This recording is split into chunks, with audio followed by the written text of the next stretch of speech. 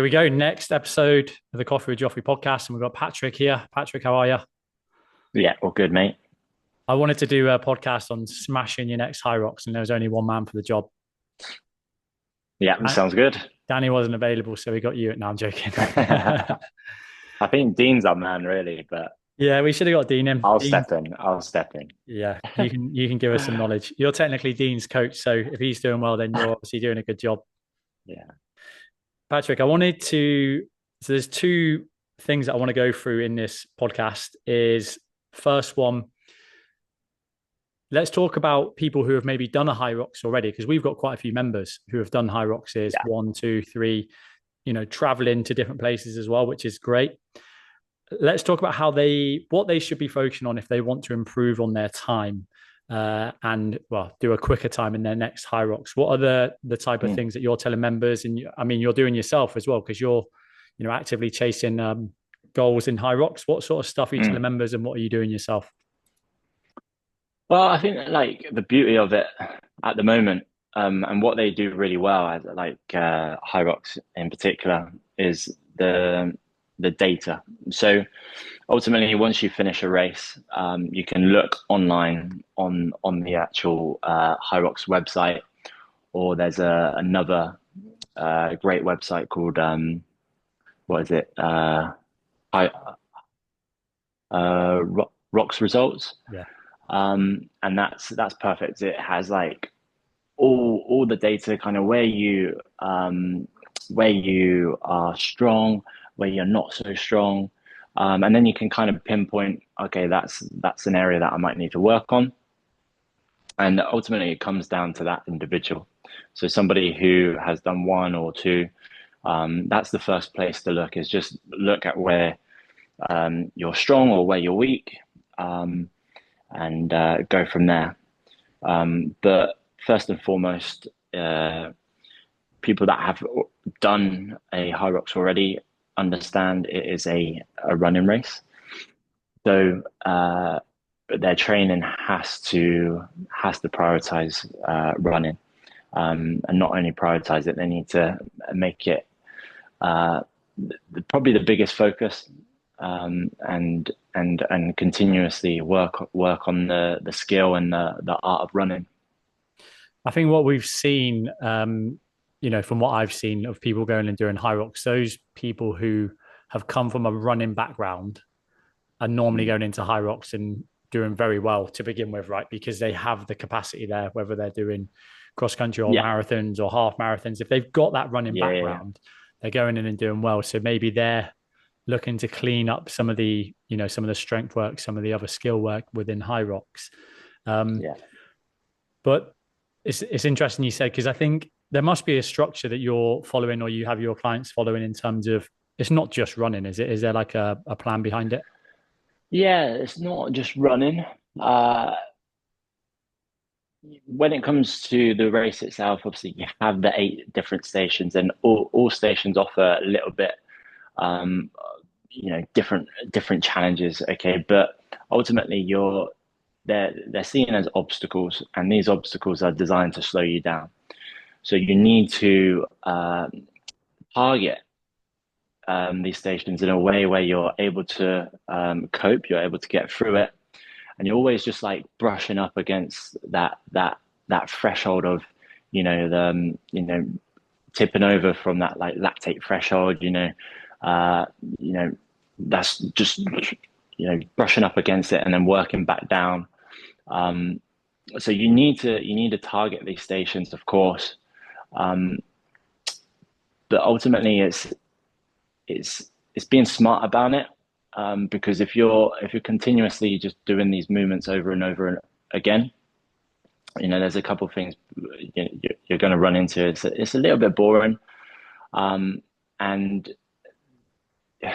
there's other ways to focus on developing your strength and muscular endurance, and that's like you know doing other forms of strength movements. Is there so are you encouraging people to do like longer runs, interval runs and things like that within their training?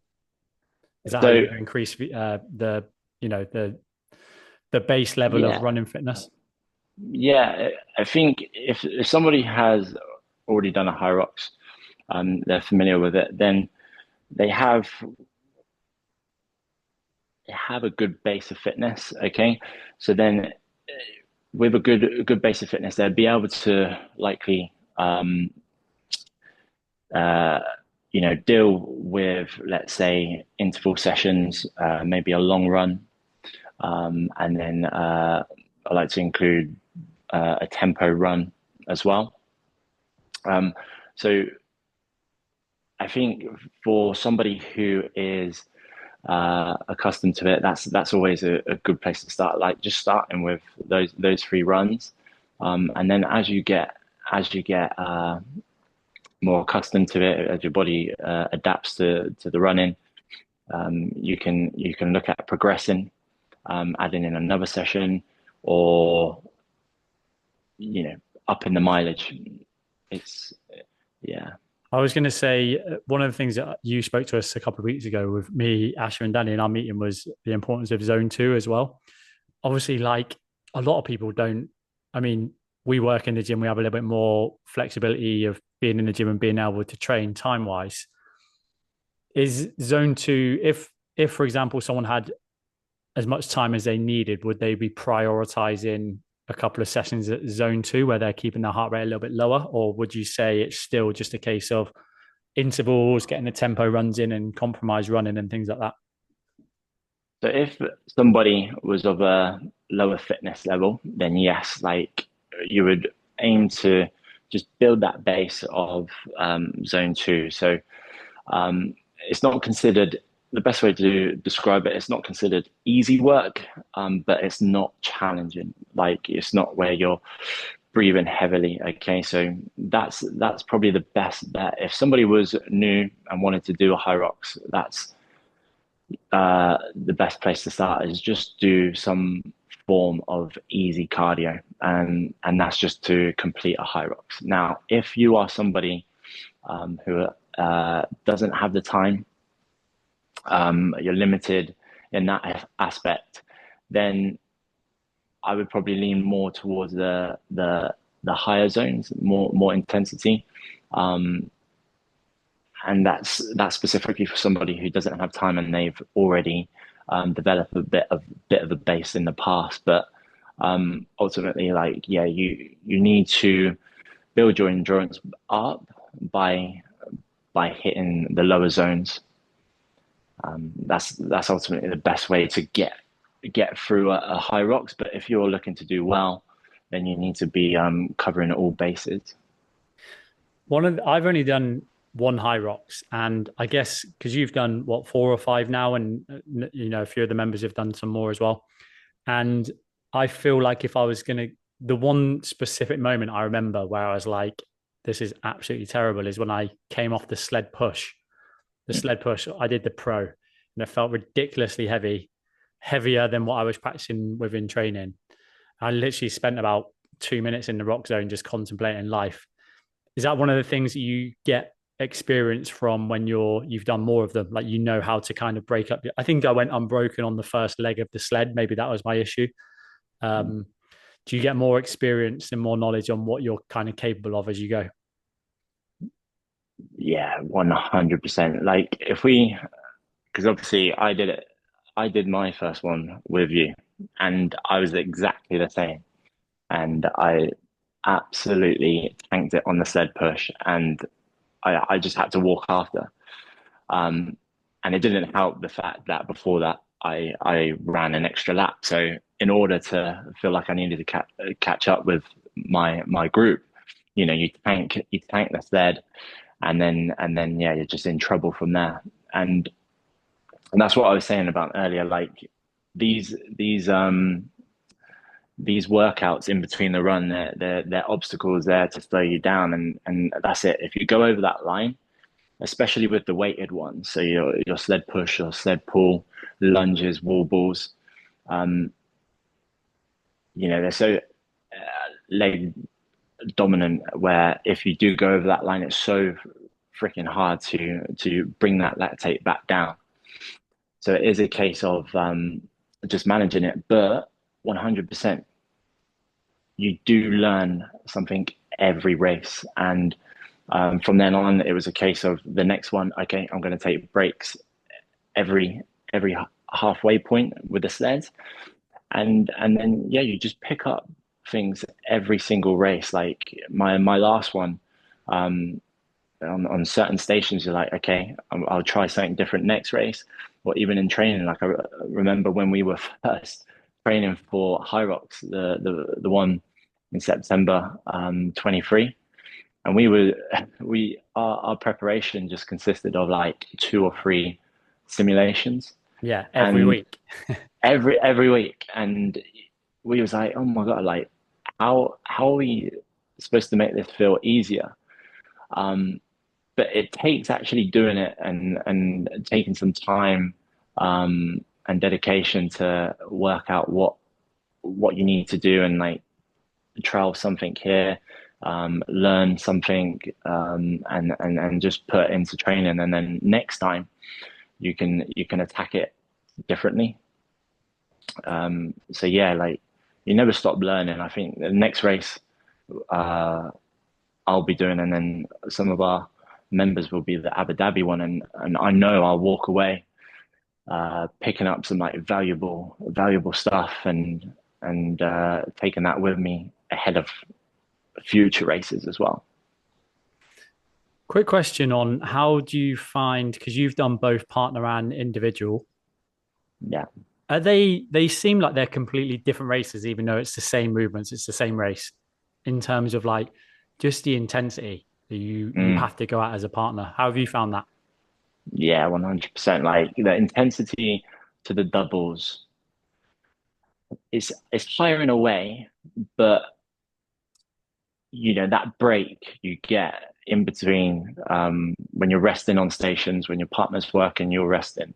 It just helps massively, and um, I found it to be overall easier. You're still working as hard as you can, um, because it is a race against time. But ultimately, I've found it easier, and then people I've spoken to, like it is easier, but you are working harder. You're putting out more power on the stations. You are running a little bit quicker, when compared to the singles. The singles is just a grind. Okay, so I keep going on about it. It is just you trying to battle, um, saving yourself from going over that line. Because we both experienced it. When you do go over, it's not pleasant. Whereas the doubles, I think there's less opportunity because you do have that break, and you do have your partner there where you can communicate. It's like, okay, um, I, I'm struggling here. You do a little bit more. It's that constant communication of, okay, you do a little bit more. I can help you here. Let's push. Let's pull back. Whereas the singles, it is ultimately you just hovering below that line and grinding it out. Yeah, managing that pace. Hey, I Yeah. wanted to ask as well, like so I told you this last week. I was talking about how I was actually doing it with Alistair, where we were doing because he was training for the HYROX, Mm. and I just wanted to improve on my wall balls, and we were doing a Yeah. five minute EMOM every week, and Yeah. we just increased. We started at 12 a minute, 13 a minute, 14 a minute, 15 a minute. So every week we did it about 8 or 9 weeks until we got to like 20. And I think the final week I did it, I managed 20. Yeah, I got 100. And I think I even did the 21 a minute for 5 minutes, which I was like, that's mega. Like I was well impressed with that, managing to hit 105 wall balls in 5 minutes. And then I think I did one of your Sunday HYROX workouts with a load of running in and stuff, and it finished with 50 wall balls. I was like, well, no, it was 100 wall balls. I'm going to crush this. And then kind of did everything conservative, got to the wall balls at the end. And again, just I didn't feel like I was any good at wall balls. I felt like I put so much work into it. But is that just a case of because I was basically doing those wall balls fresh when I was practicing it? Do you think that that compromised state is like one of the biggest factors to being able to improve on your HYROX? I felt horrendous doing the wall balls as well. Yeah.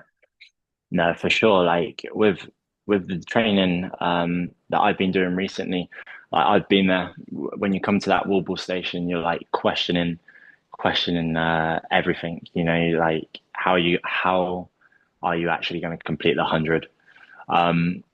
But I've gone into a session, and after I was like, oh yeah, I'll crank out 100 wall balls, and you do it. But that session was relatively light.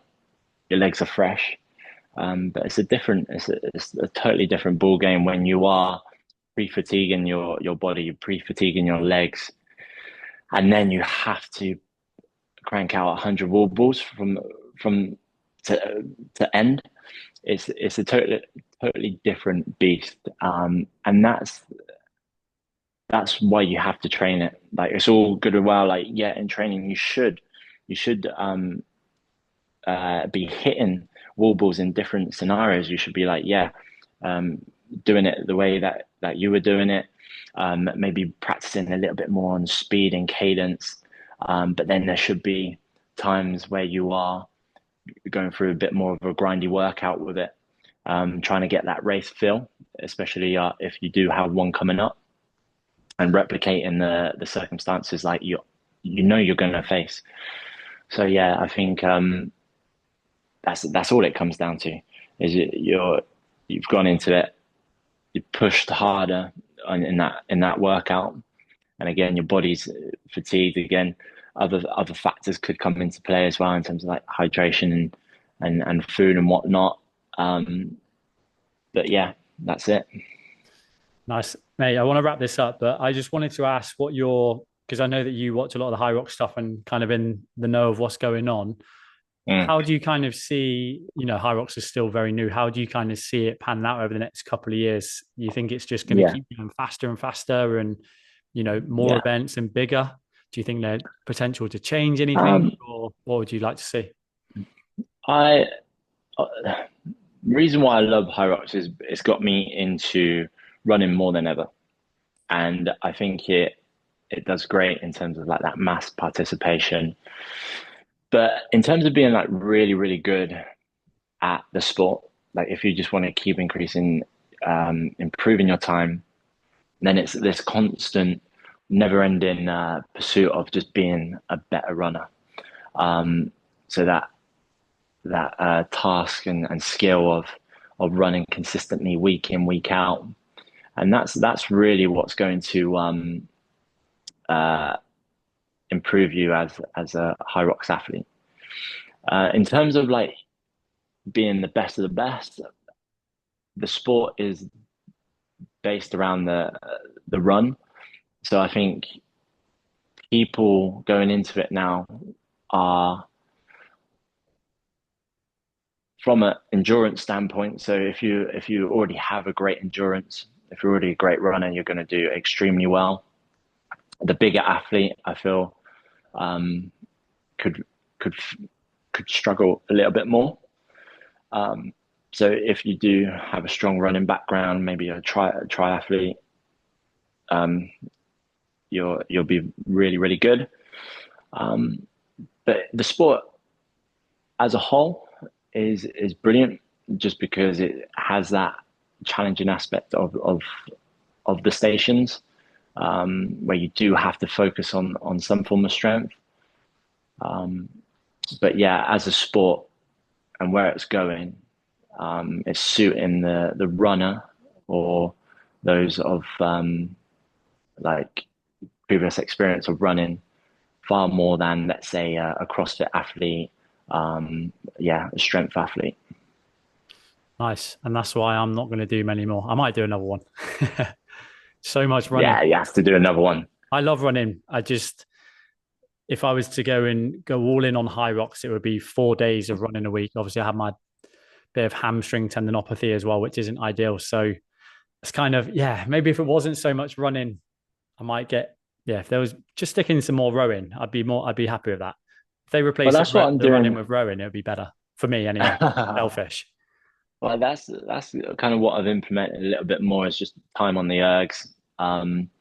So kind of hitting my zone two on the ergs and still running, but yeah, there's no getting around it. You need to run a little bit, but I think you could be a beast, doing, let's say, probably like 30K a week, but hitting the stations, really working your strength component as well.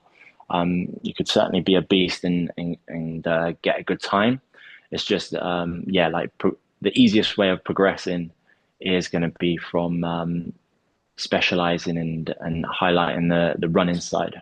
So yeah, Perfect. All right. Thanks very much, Patrick. We'll get another podcast in soon.